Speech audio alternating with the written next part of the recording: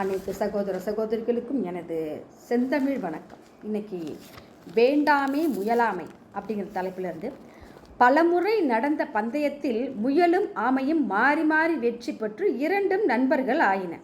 மீண்டும் ஒரு பந்தயம் அப்படின்னு வச்சு ஆற்றை கடந்து செல்ல வேண்டும். ஒரே சமயத்தில் இலக்கை அடைந்தால்தான் இருவரும் உண்மையான நண்பர்கள் என்றது நடுவரான யானை.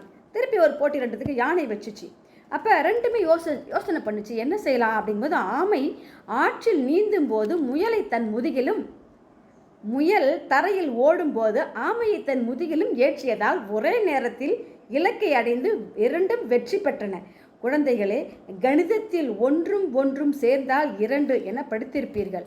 ஆனால் வாழ்வில் ஒன்றும் ஒன்றும் சேர்ந்தால் 3ஆவதாக ஒருவித புது பலன் கிடைக்கும். அதனால்தான் நிறுவனங்களில் ஆள் சேர்ப்புக்கு டீம் ஒர்க் திறன் சோதிக்கப்படுகிறது.